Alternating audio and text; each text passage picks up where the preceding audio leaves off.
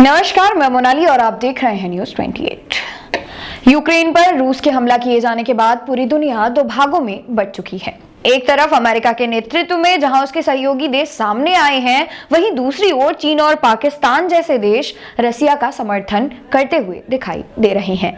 लेकिन ऐसे हालातों में भी भारत पूरी तटस्थता के साथ अपने रुख पर कायम खड़ा हुआ है।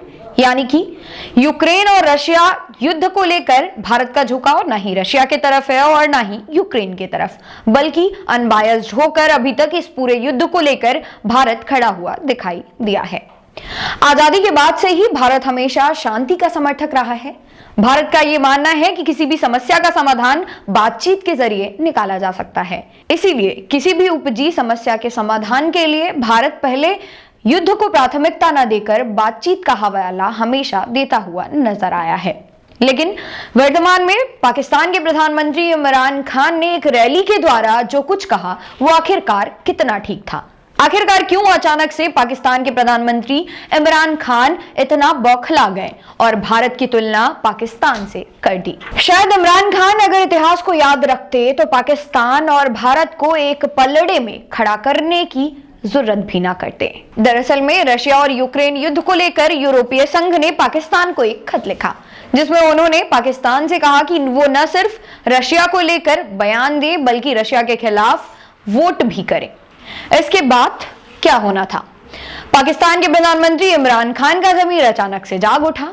साथ ही उन्होंने ये भी कह दिया कि यूरोपीय संघ के जो देश हैं वो भारत को कुछ नहीं कहते, लेकिन पाक पर हमेशा दबाव बनाने में लगे रहते हैं।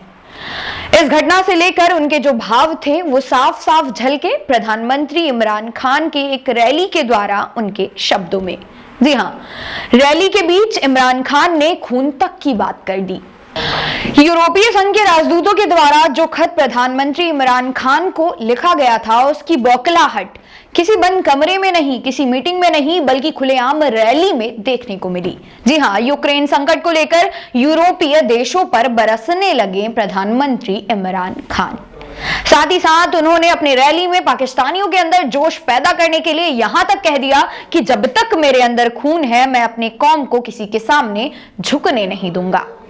साथ ही रैली के दौरान इमरान खान ने कहा कि मैं यूरोपीय यूनियन के राजदूतों से पूछता हूं कि क्या आपने ऐसा ही खत भारत को भी लिखा है? पाकिस्तान के पीएम ने रशिया के विरोध को लेकर यूरोपीय संघ के लेटर पर कहा, क्या पाकिस्तान आपका गुलाम है? क्या पाकिस्तान वही करेगा जो आप कहेंगे? क्या आपने ऐसा ही खत भारत को भी लिखा है? ये कुछ ऐसे सवाल थे जो वाकई में पाकिस्तान के पीएम इमरान खान पर भारी पड़ गए। लेकिन मसला यहाँ पर यह है कि जब पाकिस्तान दूसरों से पैसे लेंगे तो उनकी बातें भी उन्हें सुननी और माननी ही पड़ेंगी।